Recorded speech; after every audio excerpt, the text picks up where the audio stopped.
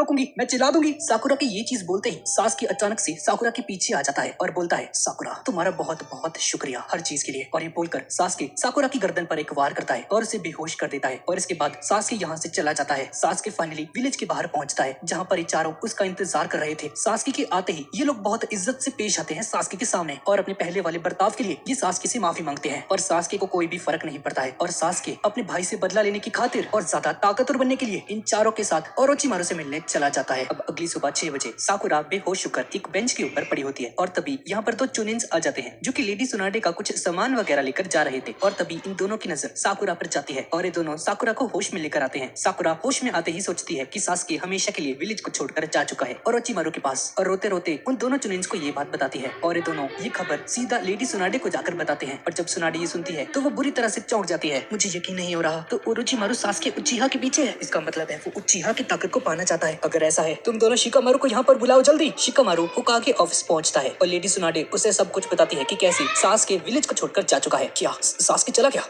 वो भी ओरोचिमारू के पास? मैं ठीक से समझ नहीं पा रही हूँ। तो लेडी सुनाडे, मेरा मिशन है कि मैं सास्की को वापस लेकर आऊँ, है ना? वैसे अगर उसके साथ कोई दुश्मन नहीं होगा तो मुझे उतनी मुश्किल नहीं होगी। नहीं शिकामारू, ऐसा नहीं है। हमारे सोर्सेज के अकॉर्डिंग सास्की को ओरोचिमारू के कुछ खास निंजास ने बुलाया फुसलाया है। शिकामारू सोचता है, भाई साहब यार यही तो सबसे मुश्किल है। लेडी होकागे, अगर वहाँ मेरा सामना दुश्मन से हो गया तो मुझे एक टीम चाहिए जिसमें गेनिन्स और चुनिन्स होंगे। पर सुनाडे बोलती है, हाँ मैं समझ रही हूँ शिकामारू, पर उस हमले के बाद बहुत कम ही निंजास बचे हैं और इस वक्त सभी के सभी अलग अलग मिशन पर गए हुए हैं। पर अगर तुम चाहो तो तुम अपने साथ 4 गेनिन्स को लेकर जा सकते हो। तुम्हारे पास आधा घंटा है, जल्दी से एक टीम बनाओ और इस मिशन को कंप्लीट करो। शिकामारू बहुत परेशान हो जाता है ये सुनकर और दरवाजे के पास जाकर बोलता है, ये सबसे बड़ी दिक्कत है, लेकिन मैं किसी को जानता हूँ जो मेरे साथ इस मिशन पर जाएगा। सुनाडे बोलती है, कहीं तुम उसकी बात तो नहीं कर रहे हो? हाँ गाइस, ये नारुतो की बात कर रहा है। शिकामारू नारुतो के पास जाता है और उसे सब कुछ बताता है और नारुतो का रिएक्शन कुछ इस तरह का होता है, क्या ऐसा कैसे हो सकता है? क्या तुम मजाक कर रहे हो शिकामारू? नहीं नारुतो, मैं कोई मजाक नहीं कर रहा। सास्की सचमुच विलेज को छोड़कर ओरोचिमारू के पास जा चुका है। अब उसे वापस लाने में मुझे तुम्हारी हेल्प चाहिए। अब सीधा बोलो, तुम मेरे साथ चल रहे हो या नहीं? सास्की, तुम्हें हुआ क्या है? शिकामारू, तुम यहीं पे रुको, मैं अभी तैयार होकर आता हूँ। और तैयार होने के बाद शिकामारू और नारुतो सीधा चोजी के घर में जाते हैं। शिकामारू उसका दरवाजा नॉक करता है पर चोजी दरवाजा नहीं खोल रहा होता और उसे बाहर लाने के लिए एक चिप्स का पैकेट खोलता है और वो और नारुतो इसे आराम से खाने लगते हैं। और जब आखिरी चिप्स बच जाता है तभी चोजी दरवाजा खोलकर बाहर आकर उस चिप्स को खा जाता है और नारुतो बोलता है, ओ शिकामारू, तुझे इसके अलावा और कोई नहीं मिला? अगर इसने दुश्मन के सामने खाना शुरू कर दिया तो साले शीरो को बुला ले यहाँ पे। और तभी की नारुतो और शिकामारू सब कुछ ब्रीफ करते हैं इन दोनों को कि आखिर हुआ क्या है। और इस तरफ मेन गेट के नजदीक नेजी और रॉक ली खड़े होते हैं और रॉक ली ठीक हो चुका है, इसकी सर्जरी ठीक से हो चुकी है और डॉक्टर्स का कहना है कि ये बहुत जल्दी ही अपनी ताइजुत्सु की प्रैक्टिस को दोबारा से चालू कर सकता है। और तभी इन दोनों की नजर इन चारों पर पड़ती है और शिकामारू नेजी को बताता है जो कुछ भी हुआ और नेजी इनके साथ चलने के लिए मान जाता है और फिर वो मेन गेट खुलता है इन चारों के जाने के लिए। नारुतो बहुत ज्यादा एक्साइटेड होता है जाने के लिए, पर तभी शिकामारू बोलता है, मैं जानता हूँ मैं बहुत बड़ा आलसी हूँ और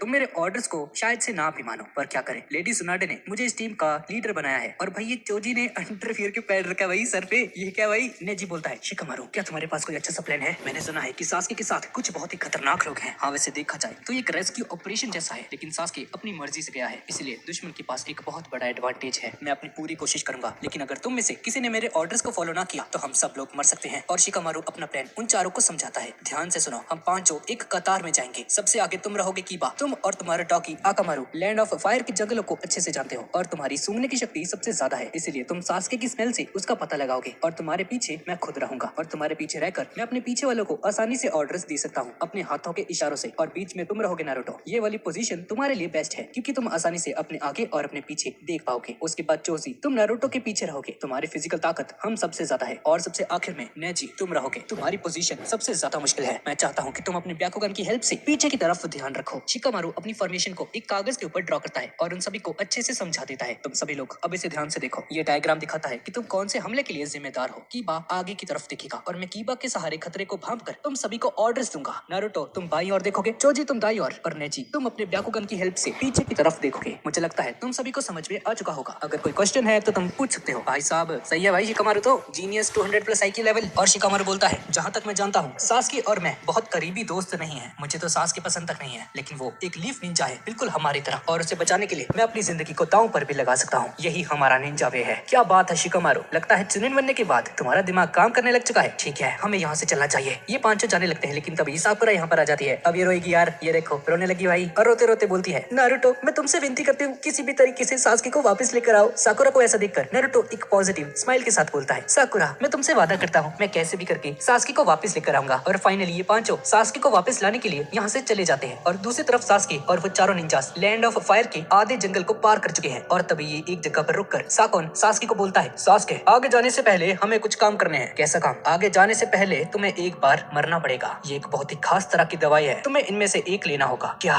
तुम लोगों का इरादा क्या है? सासुके बेवकूफ, ये पिल खाने से तुम्हारी कर्स्ट पावर और भी ज्यादा बढ़ जाएगी। और एक दिक्कत है, श्रापित निशान की ताकत बढ़ जाने से तुम्हें बहुत ज्यादा दर्द होगा, इतना दर्द कि तुम उससे मर सकते हो। ये सुनकर सासुके हैरान हो जाता है। और मेरे मरने के बाद क्या होगा? अरे चिंता मत कर, हम सभी लोग यहाँ पर इसीलिए तो हैं, जब तुम इसे खा लोगे हम एक शक्तिशाली निंजुत्सु परफॉर्म करेंगे जिससे कि इन पिल्स का प्रभाव कम हो जाएगा और मरने के बजाय तुम दर्द के मारे अधमरे हो जाए।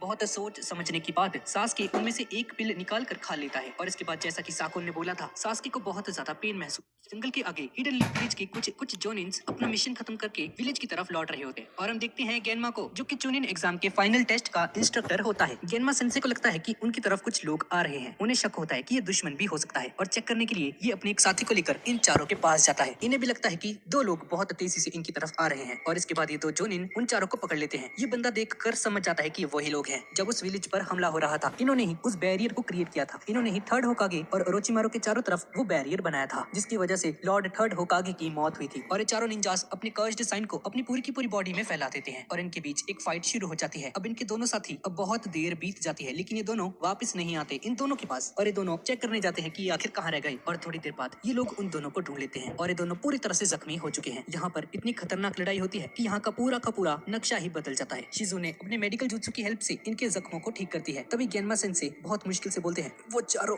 बहुत ज्यादा ताकतवर थे, उनके जुत्सु नॉर्मल नहीं है। गेनमा बोलिए मत, बस आराम कीजिए। और दूसरी तरफ ये पांचों शिकामारू की पोजीशन को फॉलो करते हुए आगे बढ़ रहे होते हैं। कीबा अपनी सूंघने की शक्ति से बोलता है सासुके हमसे ज्यादा दूर नहीं है, लेकिन आगे मुझे खून की महक आ रही है। आगे शायद से कुछ और लोग भी हैं। मुझे लगता है हमारी तरह कुछ और लोग भी सासुके को बचाने के लिए यहाँ पर आए होंगे। और शायद दुश्मन और उन दोनों के बीच में फाइट हुई होगी, जिससे कि वो दूसरे लोग जख्मी हो चुके होंगे। चाहे कुछ भी हो जाए, हम सासुके के पीछे जाएंगे। नारुतो चुप कर जाओ, शिकामारू हमारा लीडर है, भूलो मत। अब आगे क्या करना है वो डिसाइड करेगा। अचानक से अकामारू और कीबा कुछ सूंघते हैं और शिकामारू को बोलते हैं शिकामारू दुश्मन की महक यहाँ पर है। शिकामारू बोलता है सब लोग रुक जाओ। ये पांचों एक साथ रुकते हैं एक पेड़ के ऊपर। इसके बाद शिकामारू अपने पेड़ के ऊपर देखता है और एक डाली के ऊपर एक पेपर बॉम्ब लगा होता है। उसे देखकर नेजी बोलता है सभी लोग ध्यान से देखो, हमारे आसपास भी ऐसे पेपर बॉम्ब्स लगे होंगे। मुझे लगता है ये प्रीमीटर बैरियर है, ये एक निंजुत्सु ट्रैप होता है। ये पेपर बॉम्ब फटने का इंतजार करता है जब तक कोई आदमी इसके बीच में ना जाए। लगता है हमारे दुश्मन बहुत ज्यादा ही ताकतवर हैं और बहुत ज्यादा चालाक हैं। हमें किसी भी तरीके से इस तरह के 4 और पेपर बॉम्ब्स ढूंढने होंगे। अरे यार इससे तो हमारा समय बर्बाद होगा, पर हमें कुछ भी करके आगे बढ़ते रहना होगा। और ये पांचों बहुत सावधानी से आगे बढ़ते हैं। यहाँ पर बहुत सारे जाल बिछा रखे होते हैं और इन्होंने कदम कदम पर स्ट्रिंग्स बिछा रखी होती हैं। अगर गलती से भी इन लोगों ने इसको टच कर लिया तो यहाँ पर एक बहुत बड़ा धमाका हो जाएगा और उस एक धमाके की वजह से एक चेन रिएक्शन शुरू हो सकता है और ये पांचों ब्लास्ट हो जाएंगे। पर नेजी के ब्याकोगन की हेल्प से वो लोग इन सभी के सभी ट्रैप्स को डिटेक्ट करके यहाँ से सही सलामत आगे बढ़ जाते हैं। नेजी अपने ब्याकोगन की हेल्प से उन साउंड निंजास को ढूंढने की कोशिश करता है और देखते हैं कि ये चारों ज्यादा दूर नहीं है, यहीं पास में ही है। इस तरफ ये साउंड निंजास बहुत ज्यादा थक चुके हैं। ये पांचों उनकी तरफ बहुत धीरे से आगे बढ़ते हैं। यहाँ पर मकड़ी के जाले भी होते हैं जो कि किडोमारू ने बिछाए होते हैं। और जैसे ही इन मकड़ी के जालों में हलचल होती है तो किडोमारू को पता चल जाता है कि उनकी तरफ कुछ लोग आ रहे हैं। इसके बाद फाइनली ये उन साउंड निंजास को ढूंढ लेते हैं। नेजी और शिकामारू दूर से ही उन झाड़ियों के अंदर छिपकर इन पर नजर रखते हैं। शिकामारू बोलता है लगता है सब लोग थके हुए हैं, लेकिन सासुके कहीं नजर नहीं आ रहा। शिकामारू सासुके उस डब्बे के अंदर है, लेकिन मैं नहीं जानता कि वो जिंदा है या नहीं। उस डब्बे को एक बैरियर से बंद किया गया है, इसलिए मैं ब्याकोगन से उसे ठीक से नहीं देख पा रहा। मुझे नहीं लगता कि सासुके मरा होगा, क्योंकि ओरोचिमारू को उसकी जरूरत है। हाँ तुम सही कह रहे हो। और तभी अचानक से साकोन उनकी तरफ एक कुनहाई फेंकता है जिसके अंदर 3 पेपर बॉम्ब्स लगे होते हैं। वो कुनहाई ठीक उनके पीछे एक पेड़ के ऊपर जाकर लगता है और यहाँ पर एक बहुत बड़ा धमाका हो जाता है और इस सीरीज का 8th पार्ट यहीं पर खत्म हो जाता है। तो गाइज यही थी आज की वीडियो और गाइज इसके आगे के पार्ट बहुत ज्यादा इंटरेस्टिंग होने वाले हैं। और गाइज वीडियो कैसी लगी प्लीज नीचे कमेंट में मुझे जरूर बताना। और इस वीडियो का लाइक टारगेट रखते हैं 16 के लाइक्स। तो ठीक है गाइज, और मिलते हैं इसके अगले पार्ट में।